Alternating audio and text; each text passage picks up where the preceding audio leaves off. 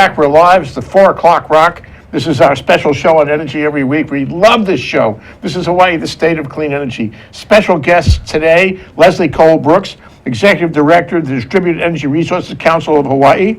Tad Glauthier, Vice President of Hawaii Operations of STEM. We're going to ask you to define that. And Yvette Maskrey, Hawaii District Manager of Honeywell. Every time I go into an office building, I think of you. Yeah. Yep, you got it with the building controls and the thermostats. Welcome to the show, you guys. Yeah, thanks. Thank you. Thank you. Nice to have you here. Today, our title is What are Distributed Energy Resources? How will they help Hawaii achieve its 100% renewable clean energy goals? This is an important question. We have to put it in a landscape. Leslie, go first. What is distributed energy? What is that? Well, what isn't it? And we have a short amount of time, so we've got to be really precise, right? I know you'll handle and it. Yeah, right. So they are not centralized. They are located close to or next to loads. They are provided through a wide variety of different kinds of resources. So it's not just about rooftop solar anymore. So it's generating, energy storage, smart grid, demand response, everything out there on the distribution circuits that are really helping us to achieve our clean energy goals. Yeah, the point is that when we started thinking about this, it was rooftop solar. Yeah. But then you hang ornaments like on a Christmas tree, and you get all this technology, you get all these other things, like your technology. Right. and we find out that it's distributed energy is actually, as what's his name, Kimbra put it the other day, it's a whole system. It is. Yeah. It is a smart system. Smart, efficient, right there when you need it, where you need it. Customer invested, bringing in private capital, and it's a big part of the picture where we're going. Okay, well, how big? Let me ask you, Tad. How big is it? In the landscape? Is it going to eat everything else, or is it? What role does it play in the larger landscape like of the all these Pac-Man, sources? right? Exactly. Well, no, there certainly is a need for the large-scale generation. We need both large-scale, fossil generation that we're coming from, moving to large-scale. We'll still have large-scale renewable generation, geothermal, large-scale solar and wind, and you need those. But I do think where we're headed is a future where new construction, every new home, every new building will have some ability to capture electricity and store it. And so generation on rooftops, there's an airport in London that's got a thing that captures energy from people's footsteps walking on it. So there's all sorts of ways to capture energy. So in the future, I think that's where we're headed, is that it is going to be big. It's going to be everywhere, but it's going to take a little time to get there. And so I think what we're really grappling with right now is how do we get through that transition and get these distributed resources to be more a part of everybody's daily life and not just kind of, I pay my electricity bill and I don't think about it anymore. Now you're into software and black boxes that make distributed energy, the solar, very efficient. What role does that play in developing this part of our energy mix? Sure. So, what STEM's doing is we take batteries that are coming out of the electric vehicle industry, basically. It's the same batteries, the same type of batteries, and there's more and more of them, so the cost is coming down. And what we're realizing is that we can use those batteries to help support the grid by putting them into buildings. And in the same way, when you put those batteries in a gas-powered car, you make a hybrid car. When we put those into buildings, we make a hybrid building, where that building is now more efficient. It's going to get better energy efficiency by leveling out the way that it draws electricity from the grid. The same way you've got when you get to stop and go with your electric vehicle, that's absorbed by that battery. When we have building electricity going up and down from the random noise of everything turning on and off in the building, a battery can absorb that up and down, and it's easier on the grid. And we're able to use those batteries then to lower the electricity bill for that building. But then we, as a company, we're also looking at all these batteries that are all over the grid, and we're saying, hey, there's a lot of batteries that are not really being used all the time. We could actually treat them as a group and let the utility use those batteries to help support larger events on the grid, things like renewable integration. Yeah, so it's a matter of filling in the spaces between these various distributed pieces, and you're doing that. Now, he said the magic word, Yvette. He said the word building. Right. Maybe it's free association, but I associate Honeywell with big buildings. Right, I was going to say that, Jay, because you mentioned that when you walk into a building, you can't not think of Honeywell, right? So Honeywell has a lot of intelligent controls in buildings that not only, Tad was talking specifically about storage, but a building management system, right? You've got the intelligent controls in a building that makes it a living, breathing, dynamic thing. Yeah. And so the intelligent controls and the management software behind that is a big key to not only just if you've got storage on site, but just even your own existing electrical loads. In Hawaii, mostly air conditioning, right? So making sure that you're managing that air conditioning load properly and that you're helping to avoid the demand charges, that you can help lower that usage so that the battery can be sized right, and then ultimately even the utility can have control over those kinds of loads as well from a demand response perspective. Yeah, well, Honeywell has been involved in energy and buildings for a long, long time, 20 years as far as I can recall. I was active in BOMA, that's the Building Owners and Managers Association, and you guys were all over town. But I would not have associated with distributed energy because that's different. So what can I say? Now there's a confluence there between distributed energy and your controls. It's welcome to the party, Yvette. Absolutely, yeah, there's the connected home, and within our business, there's the connected home, the connected employee, the connected business, there's the connected everything, right? So it is the intelligence layer and the software layer that can help manage all these different assets, and you can combine them into a fleet and make them, one combined asset for either the utility, or even if you're a Walmart and you've got multiple locations all around, that's your own fleet that you can then say maybe help give to that utility in your service territory. Leslie, it's coming together. That's what I feel. No, it is. I know. I've been here a couple of times. You know what's really great to hear about that I really want to emphasize is that when people think distributed, it sounds like it's everywhere, as if it's going to be disorganized. But the point is it's not. It's like a little army, and it's the aggregators that come in, like you're talking about the Walmarts, or all of STEM's systems everywhere. They're doing the good and the use right there individually, but then also in the aggregate joined together, they can work in unison and be just like a larger scale system, but you have the flexibility. And that's one of the really great things about Flexibility, distributed. another word for smart. It's flexible, just like we're all very flexible, right? We're just gonna just go with what happens. So and, we're inventing things. I Yeah. mean, you see it. You're at the top of the heap on this in terms of watching it. heap, I wouldn't say heap. So, top of the distribution in terms of watching it. Sorry, I said That's that. okay. I'm it's all right. frequently I sorry. know, I'm a word person. No, it's all right. I have to apologize. So at you can least see once, all yeah. of this stuff happening. Yeah. And therefore, you can answer my next question. Is Hawaii inventing? Do we have the talent here locally? Do we have the companies that are, pushing the envelope, doing integration of various technologies? Do we have them here locally to make a system the world will come and watch? Are we learning faster? Are we able to export what we are learning? We are a talent magnet. Hawaii is a talent magnet because we are the perfect experiment. We're out here in the middle of nowhere in this big, beautiful blue ocean. We are importing fossil fuels, dumb idea, bad for the planet, bad for everybody. We need the energy, and we can't make mistakes because it's not like we're California, we just borrow hydro from Oregon when things don't go well. So all these really smart people, smart companies are coming here to Hawaii. They want to demonstrate what they can do. So it really is an exciting time, and I think it's almost that there's so many companies that are coming and wanting to participate. I get this all the time, like, oh, what can I do? Who should I talk to? And I think we're getting ready for that. So I think it's almost the genius is here, but getting the platforms in place and the programs up and running to accept all this talent. Talk about Verge. You're going to go to Verge. You guys going to go to Verge? Absolutely. In June, this big deal. Absolutely. In the Hilton Hawaiian Village this year, I think. What's it like, and where does distributed energy play in the exposition in Verge? I think it's a big theme for Verge. They're one of their trademark things they're going to do this year that they've done, I think, before as well, is have a microgrid that helps to power part of the conference, sort of provide a real example for people to get their arms around. Yeah, and that's a neat thing. So we'll be there. We're going to be part of the exhibit and have a couple of folks coming to speak. And we'll have an exhibit too. And another one of their tracks is sort of data analytics. So it's kind of combining, right, the hardware, data the smart analytics. hardware. Tell the people that may not know. So looking at data and really using that data to help make intelligent decisions. Tad does that too, Right. Yeah, We do. I know Me too. because I was Whether there it's when he was taking talking about it. my water bottle or whatever I'm going to do next.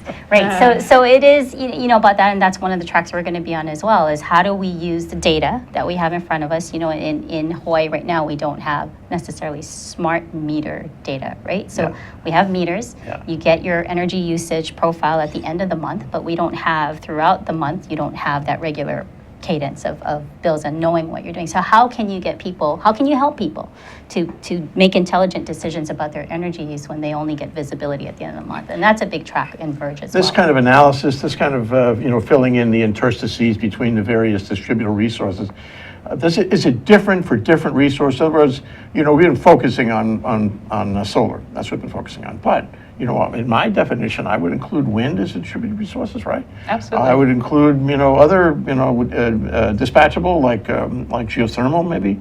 How do you see that? And my big question is what we're learning now, is the technology we're developing and deploying now different for different kinds of resources, or is it all the same no matter what resource you're talking about connecting at? I never promised you easy questions, Leslie. Well, that was a multi-pronged question. So I'll take the first one first. So solar, yes. Wind, yes. I mean, I have two little 100 kW wind turbines on a property on the Big Island. So that's obviously distributed, and they whir away. The sun goes behind clouds. It's raining, and they're just like, I worry they're going to actually fly away. Yeah. It's a little scary to be by them, but that's distributed. Distributed geothermal, and then you get into the definition of how does it connect with the electrical grid. But, so it would depend, because you have microgrids, right, that are distributed. That's part of distributed energy, isn't it? Microgrids, as you said. Right. But your second question, the second part of that, are we coming up with new ways to deal with energy now that we didn't have before? And are those techniques that you're learning the same for these different resources, or is it different for one resource and another? I could jump in on that. I mean, I think to the extent we can, the industry and the utility are both trying to build systems out that are flexible and that will bring those future resources in without having to reinvent the wheel. And so we know, for example, as a battery company, we're not in the business of making batteries, we're in the business of managing batteries. And so as new batteries come out that are new chemistries, that are different form factors, we can put our control platform on top of those batteries and we can manage them.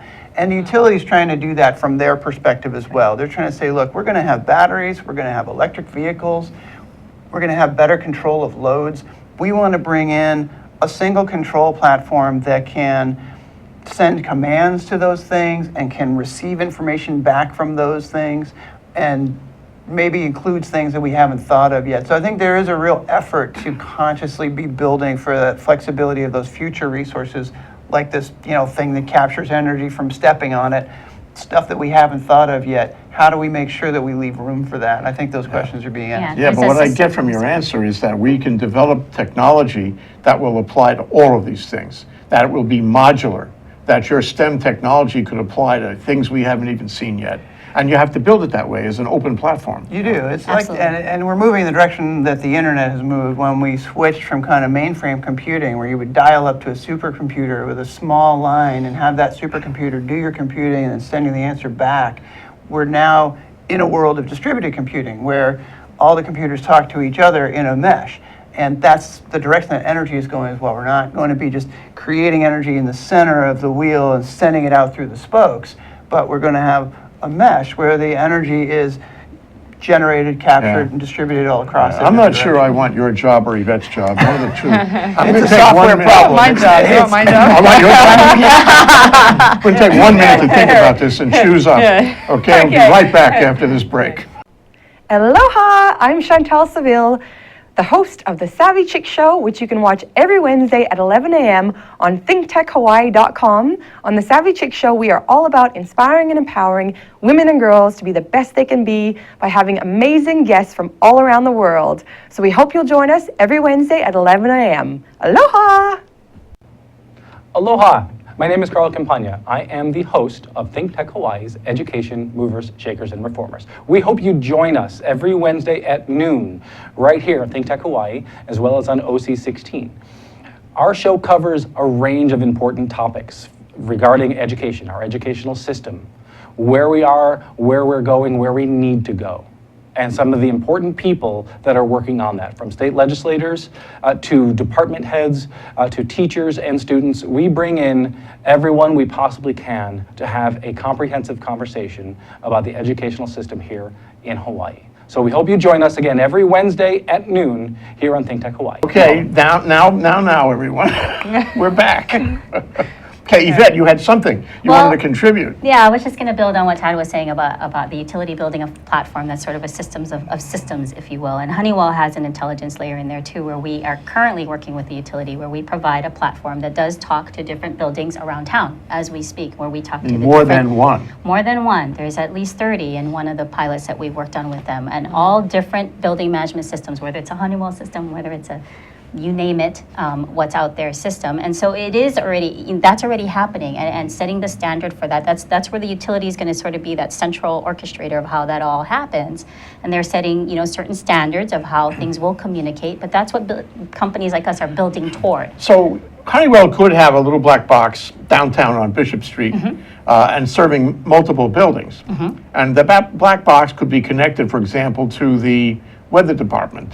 And the weather department could say, something's going to happen here. The weather's going to change, and that's going to change your load or your need or whatever it is. And therefore, we're going to pump that data into the whole system, all these buildings, for them to analyze that data. That's right. So you really have a sort of collective arrangement where a lot of buildings, a lot of clientele really are working off the same data. It's like a microgrid of information, right? That's right. And the utility is doing the same. They're kind of building in weather data right into their forecasting and what they're going to need. Then at the same time, the buildings at their level, on the distributed level, could have that same intelligence to say, this is what's going to happen tomorrow. So, you should be prepared Okay, for that takes for me air to a conditioning question day. of redundancy, though. So it's that old Kimber question. We have two systems. We have the utility. It wants that information. It wants to analyze that information, use that information in determining what it does. And you also want that because you control more than one building. And so the question is that a good redundancy? Should we avoid that redundancy? Well, How do we deal with I that? wouldn't call it a redundancy. I think that it's the utility's job to balance the grid and not the aggregators or the individual It's building a different management decision systems. then. Right. That's right. And so, Okay. as much as we might use weather data, we're using it to predict what's going to happen with a building's load, or maybe to predict if the utility is going to call us or not. But they're using that data to predict what are all of these distributed resources as a group going to do. And so HECO has an irradiance sensor network, for example, that looks up at the clouds and is trying to see, well, how thick are those clouds? How much solar energy is getting through? Not because they care how sunny it is, but because they care how much energy is all the rooftop PV across the island going to create 15 minutes from now when those clouds are straight over. And that's our head. more important, more good data for them than Right. the weather report, because the weather report not going to have Right. that kind of fine data. And they marry that up with a weather report, so they're always looking 15 minutes ahead. Can you 6 get that hours data ahead. from them? And we get that data from the weatherman too, just Right. like they do. Okay, what about the array that looks at the clouds? I mean, it would be good to collaborate on this, wouldn't it? It could be, and I think that's where some of this is going, is how do you start integrating these systems? And so one of the projects that we're building on the current work with HECO is a U.S. Department of Energy awarded HECO a grant. They led a team that includes about 7 or 8 players, and STEM is one of them, along with Siemens and Alstom Grid that have the actual energy management systems that the utility uses to run the grid. And we're trying to look at creating control and visibility and control all the way from the grid operator's room. Think of that control room like you would see like the deck of Star Trek Enterprise, all the way out to those distributed resources that are sitting on the customer side of the meter, the batteries in customers' homes or in customers' businesses, the smart inverters that are on those solar systems on rooftops. If those systems and those grid operators can see those resources and control them just as easily as they can see a fossil fuel generator and control it, then they'll start to use it instead of that fossil fuel generator. Right now, it's much more complicated. They're kind of blind to what's happening out there. Yeah. But we're really trying to, so we've got a $5 million project with the DOE over the next 3 years to sort of remove that barrier and say, hey, here's these distributed resources. They're just as easy. They're right there. They're just as reliable. use those instead of that fossil fuel generator. Yeah, you know, so what I get out of this, you're really in the right place, Leslie. It's the perfect place Don't going I forward. just have a real knack No for that? kidding. Yeah, you I know, do. you said that to me when you first I said met that, me, and way I back in meant like it then, and I 2000. mean it now. I haven't changed my mind. She's in the right place. So what I see happening here, correct me if you don't see it this way, is these are information circuits. They're not so much grids as they're little collaborative information circuits. You share, you get the benefit of his, you get the benefit of the utilities, we share. And as we go forward, it's like an information grid rather than an electrical grid. And then you share all of that, and that helps you in your dealing with your clientele, so to speak. And over time, we get more efficient as a community. So distributed energy, it has a huge connection with everything else, because you guys, I think, are developing this kind of information grid faster than anyone else, or at least Tad and Yvette are anyway. and so the question is, what role is this going to play going forward? How do you see this happening? Will this be a business model? Will that information be worth money, American money to somebody? Absolutely. And I know, kind of going back to the weather predicting, that's a really big deal, that these companies that have these very sophisticated algorithms that are able to predict that.